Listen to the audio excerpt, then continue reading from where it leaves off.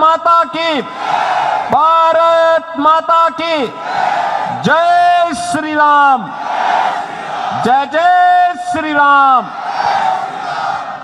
आज मुझे इस क्षेत्र में आकर के आप सबका दर्शन करके आनंद की अनुभूति हो रही है।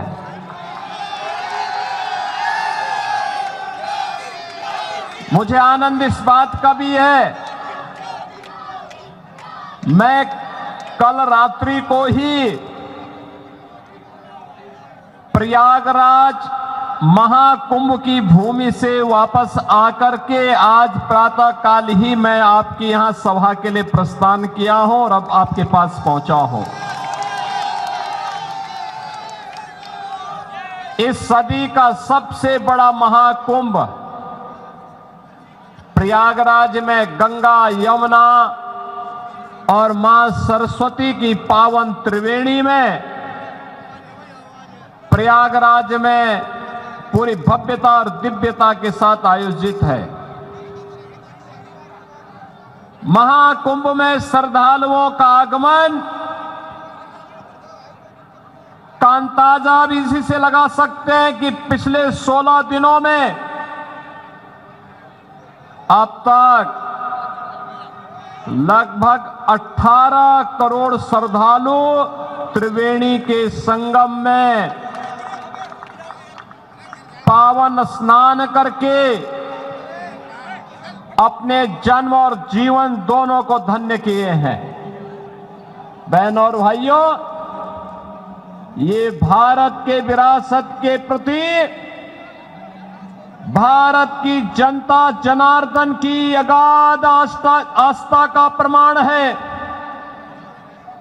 एक नए भारत का दर्शन हो रहा है और नए भारत का दर्शन हम सबको कराया है इस देश के यशस्वी प्रधानमंत्री श्री नरेंद्र मोदी जी ने। आप मुझे बताइए कि इतना बड़ा आयोजन उत्तर प्रदेश के प्रयागराज जनपद में हो रहा है और सफलतम आयोजन इसलिए हो पा रहा है क्योंकि उत्तर प्रदेश में भी भाजपा की सरकार और केंद्र में भी मोदी जी के नेतृत्व में भारतीय जनता पार्टी की सरकार, ये डबल इंजन की सरकार जब मिलती है तो कोई भी कार्यक्रम पूरी भव्यता के साथ, पूरी दिव्यता के साथ आगे बढ़ता है और प्रयागराज में वही दर्शन हम सबको हो रहा है। बहनों और भाइयों, 2025 का जनवरी माह भव्य और दिव्य महाकुंभ के लिए और 2024 का जनवरी माह एक भव्य और नव्य अयोध्या के लिए जानी जाती है।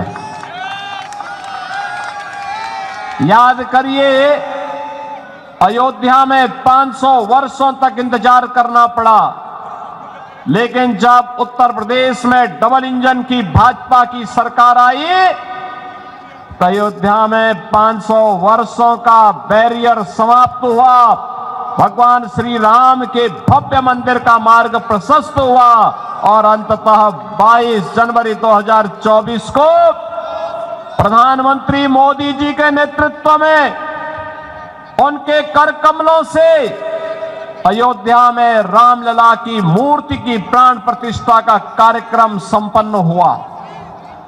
बहनों और भाइयों, ये नया भारत है।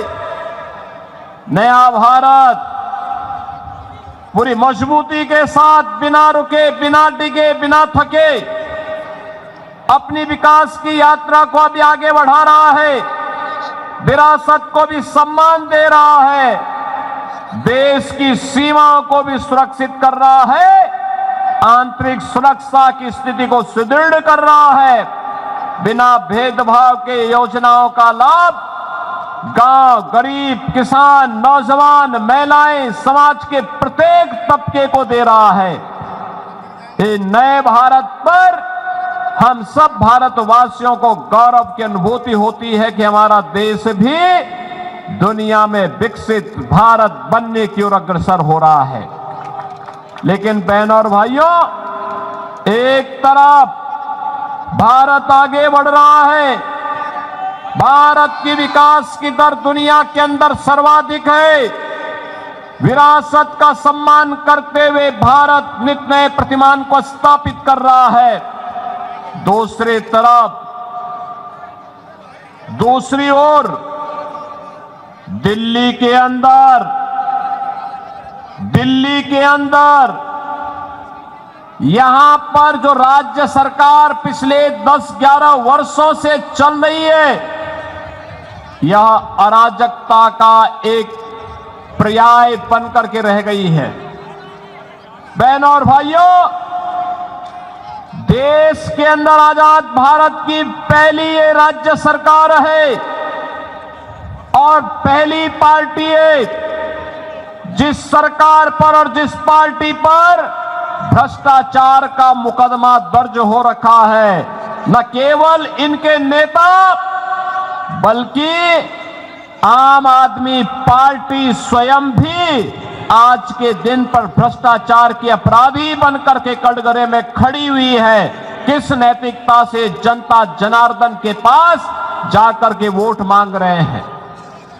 बहनों और भाइयों, याद करिए 2013 में जब श्री अन्ना हजारे जी के नेतृत्व में दिल्ली के अंदर जन लोकपाल के लिए लंबा आंदोलन चल रहा था, जन लोकपाल, लेकिन दिल्ली के अंदर आम आदमी पार्टी की सरकार बनी। जन लोकपाल के मुद्दे को इन्होंने एक तरफ फेंक दिया। सिटीजन चार्टर की बात कही थी जिसमें जनता के प्रति जवाबदेही की ये लोग बात करते थे, लेकिन जनता के प्रति इनकी जवाबदेही क्या है?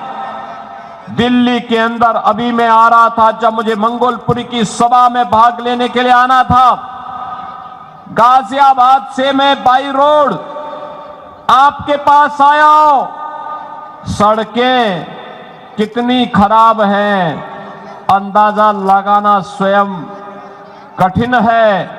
आप स्वयं इसका अंदाजा लगा सकते हैं, क्योंकि रोज भुक्तभोगी होते हैं, रोज गिरते हैं, रोज ठोकरें खाते हैं। अंदाजा लगा सकते हैं क्या ये दिल्ली के अंदर की सड़कें होनी चाहिए थी? क्या सीवर सड़कों पे बह रहा है? पेयजल के लिए आपको टैंकर का सहारा लेना पड़ता है और टैंकर भी प्रतिदिन नहीं आता है। कहीं सप्ताह में 1 दिन आता है, कहीं 2 दिन आता है। जब मैं गाजियाबाद से दिल्ली की ओर आ रहा था तो बहनों और भाइयों, यमुना जी जो कभी भारत की पौराणिक नदी के रूप में हम सबकी आस्था की प्रतीक थी, हम लोग तो 2 ही नारा लगाते थे, हर हर गंगे हर हर यमुने के नारे लगाते थे। वहां से बदबू आ रही थी, सीवर जैसी बदबू आ रही थी इस पावन यमुना नदी से। दिल्ली के अंदर आम आदमी पार्टी की सरकार के पाप का भुक्तभोगी, आम आदमी पार्टी सरकार के पाप की भुक्तभोगी हमारे मथुरा, वृंदावन, आगरा वासियों को भी और वहां आने वाले श्रद्धालुओं को भी होना पड़ रहा है। पावन वृंदावन और मथुरा भगवान श्री कृष्ण से जुड़ी हुई पावन नगरी है, लेकिन आम आदमी पार्टी ने जो नारकीय स्थिति दिल्ली के अंदर पिछले 10 वर्षों के अंदर बनाया है, आज उसका भुक्तभोगी हम सबको होना पड़ रहा है। और इसीलिए आज मैं आपसे कहने के लिए आया हूं, इस नरक से उभरने का एक ही रास्ता है और वह रास्ता जाता है डबल इंजन की भारतीय जनता पार्टी की मोदी जी के नेतृत्व में केंद्र की सरकार की तर्ज पर दिल्ली के अंदर भी भारतीय जनता पार्टी की सरकार बने। इसके लिए मैं भी मंगोलपुरी वासियों से अपील करने के लिए आया हूं। ये अपील इसलिए बहन और भाइयों, कहने के लिए आप दिल्ली के अंदर रह रहे हैं, लेकिन बुनियादी सुविधाओं से आम आदमी पार्टी ने आपको वंचित करके रखा हुआ है। आम आदमी पार्टी की सरकार ने आपको वंचित करके रखा हुआ है।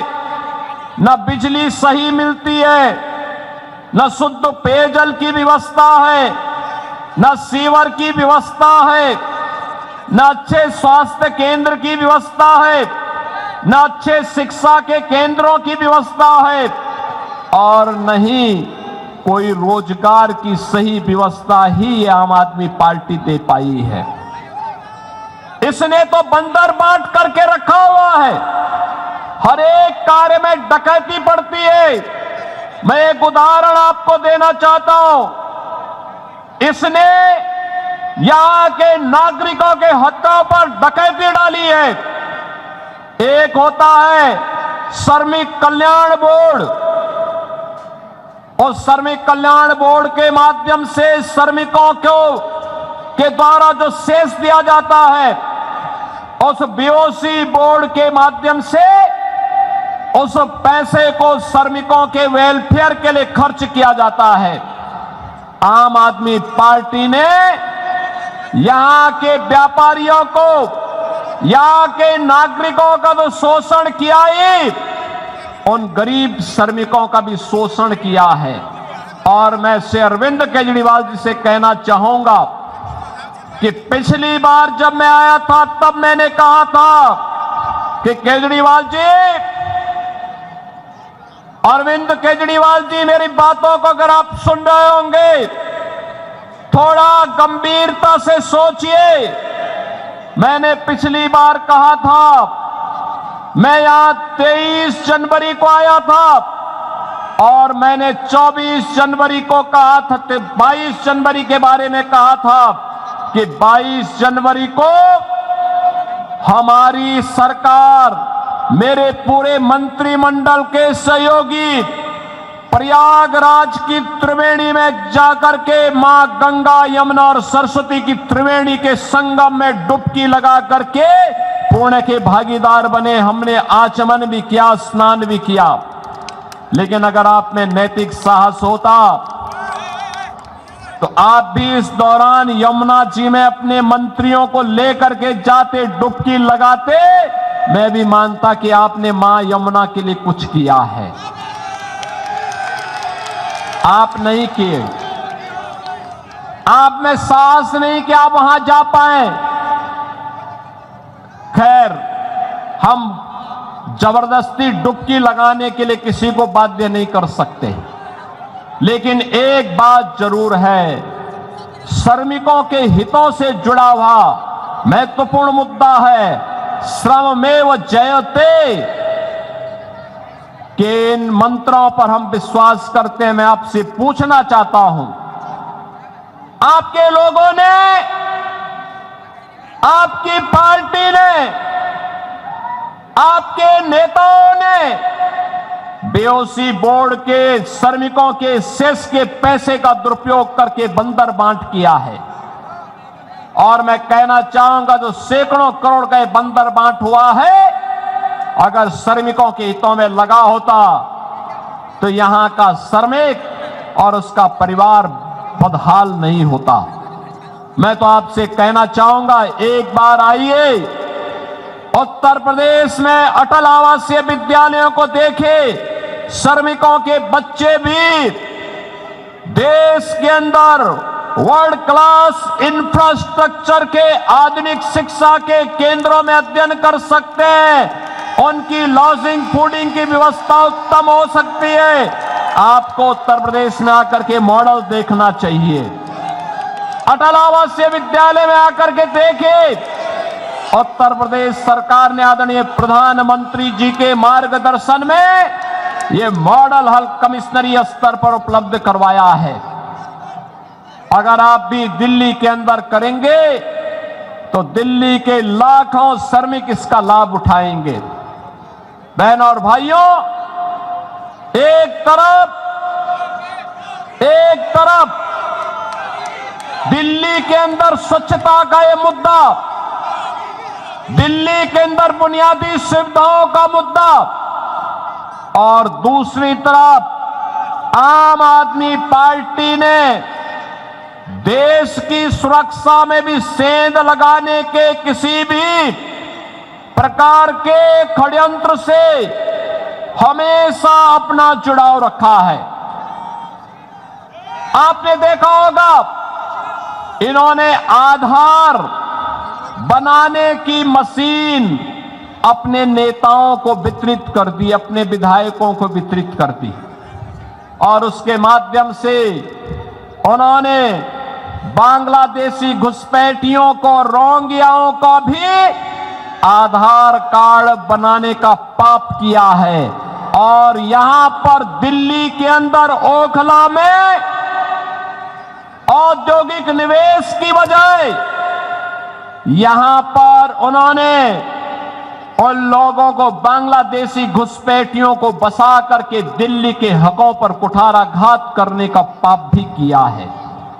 बहनों और भाइयों, ये आम आदमी पार्टी दिल्ली के हकों पर, दिल्ली की सुरक्षा पर, दिल्ली के नौजवानों के अधिकारों पर, दिल्ली की बहन और बेटियों की सुरक्षा पर सेंध लगाने वाली पार्टी है। इस पार्टी को कभी बर्दाश्त नहीं किया जाना चाहिए। ये भ्रष्टाचार की जननी है, अराजकता का कारण है, अव्यवस्था का कारण बनने वाली पार्टी है। और इसलिए मेरी आप सबसे अपील है, भारतीय जनता पार्टी ने आज आपको एक घोषणा पत्र दिया है दिल्ली के लिए। दिल्ली के लिए घोषणा पत्र न केवल राष्ट्रीय राजधानी होने के नाते, बल्कि दिल्ली के नौजवानों के लिए, दिल्ली के व्यापारियों के लिए, दिल्ली के श्रमिकों के लिए, दिल्ली की बहन और बेटियों के लिए अत्यंत महत्वपूर्ण है। और राष्ट्रीय राजधानी होने का गौरव दिल्ली के प्रत्येक क्षेत्र के नागरिकों को उपलब्ध करवाने का एक अवसर भी है। बहनों और भाइयों, विकास डबल इंजन की सरकार से ही आगे बढ़ता है। अलग अलग राह गलापने से नहीं हो सकता है। आज आप प्रयागराज में जो भव्य और दिव्य कुंभ देख रहे हैं, इसलिए क्योंकि डबल इंजन की सरकार है। आज आप अयोध्या में एक नई अयोध्या के दर्शन कर रहे हैं, दिव्य और नव्य अयोध्या के दर्शन कर रहे हैं, इसलिए क्योंकि डबल इंजन की सरकार है। और डबल इंजन की सरकार ऐसा कार्य करती है, एक और भगवान राम का भव्य मंदिर का निर्माण करती है, तो दूसरी ओर अयोध्या के इंटरनेशनल एयरपोर्ट का नामकरण महर्षि वाल्मीकि के नाम से भी करती है। सदगुरु रविदास के जन्मभूमि क्षीर गोवर्धन जो वाराणसी में है, उस पवित्र स्थल का पुनरुद्धार और सुंदरीकरण के उसको भव्य स्वरूप प्रदान करती है। निषाद राज का पावन श्रृंगवेरपुर में भगवान राम और निषाद राज की 56 फुट ऊंची प्रतिमा को एक भव्य कॉरिडोर के माध्यम से जनता जनार्दन के लिए उपलब्ध करवाने का कार्य करती है। बहनों और भाइयों, ये डबल इंजन सरकार के कारण ही है। ये डबल इंजन सरकार का ही परिणाम उत्तर प्रदेश के अंदर है कि उत्तर प्रदेश आज एक्सप्रेसवे में नंबर 1 है, रेलवे के नेटवर्क में नंबर 1 है, सबसे अधिक मेट्रो का संचालन करने वाले सिटी उत्तर प्रदेश के अंदर है, सबसे अधिक हाईवे का नेटवर्क और सबसे अधिक रेलवे का नेटवर्क भी आज उत्तर प्रदेश के पास है, क्योंकि उत्तर प्रदेश में डबल इंजन की भाजपा की सरकार है। और डबल इंजन की इसी सरकार को आगे बढ़ाने के लिए आज दिल्ली वासियों से मैं अपील करने के लिए आया हूं। अगर आपको इंफ्रास्ट्रक्चर देखना है, थोड़ा दूर नहीं, आज दिल्ली से सटे हुए गौतम बुद्ध नगर जनपद और गाजियाबाद के इंफ्रास्ट्रक्चर और दिल्ली के अंदर आम आदमी पार्टी के द्वारा 10 वर्ष के अंदर जिस प्रकार की अराजकता और अव्यवस्था दिल्ली के अंदर फैलाई गई है, इसकी थोड़ा तुलना करेंगे और उसी का परिणाम है कि दिल्ली के अंदर से लोग अब बसने के लिए नोएडा और गाजियाबाद की तरफ भाग रहे हैं। बहनों और भाइयों, मैं आप सबसे अपील करूंगा, ये चुनाव में तमाम प्रकार के झूठे नारे देंगे, झूठे वायदे करेंगे। आम आदमी पार्टी के इन झूठे नारों और वायदों में जाने की आवश्यकता नहीं। जो व्यक्ति अपने गुरु अन्ना हजारे जी को धोखा दे सकता हो, जिस व्यक्ति के कैबिनेट के ज्यादातर लोग जेलों की सलाखों के अंदर बंद हो चुके हो, जो पार्टी स्वयं अपराध के और भ्रष्टाचार के दलदल में धंसी हुई हो, उन पर विश्वास करने की आवश्यकता नहीं। याद करना, जब भी दिल्ली के इंफ्रास्ट्रक्चर को मजबूत करने के लिए केंद्र में मोदी जी के नेतृत्व की भारतीय जनता पार्टी सरकार ने दिल्ली की आम आदमी पार्टी सरकार को कहा, इनका जवाब नकारात्मक रहा है। मेट्रो में सहयोग करने का हो, देश की पहली रैपिड रेल के संचालन का हो, या फिर दिल्ली मेरठ 12 लेन के एक्सप्रेस वे का मुद्दा हो, या eastern and western peripheral express way के निर्माण के मुद्दे का हो। याद करना, प्रत्येक में यूपी के अंदर की भाजपा की सरकार ने केंद्र की सरकार के साथ मिलकर काम किया, परिणाम है eastern and western peripheral UP के अंदर समय से पहले पूरा हो गया। दिल्ली मेरठ 12 लेन का एक्सप्रेसवे यूपी के अंदर हो गया, लेकिन दिल्ली के अंदर आम आदमी पार्टी सरकार ने योगदान नहीं दिया। ऐसे ही दिल्ली मेट्रो का पैसा भी दबाई हुई है, रैपिड रेल का पैसा भी सहयोग नहीं किया। यह आम आदमी पार्टी विकास विरोधी है, नौजवान विरोधी है, दलित और गरीब विरोधी है, उन्हें सुविधाओं से वंचित करने वाली पार्टी है। यह अखंड भ्रष्टाचार में डूबी है, यह आपकी आस्था के साथ खिलवाड़ करने वाली पार्टी है। और इसीलिए मेरी आप सबसे अपील है कि भारतीय जनता पार्टी ने अपने एक अनुभवी और सुयोग्य प्रत्याशी को मंगोलपुरी में आपके बीच में उतार करके आपसे फिर से अपील करने के लिए भेजा है। श्री राजकुमार चौहान जी को भारतीय जनता पार्टी ने अपना प्रत्याशी बना करके आपके बीच उतारा है।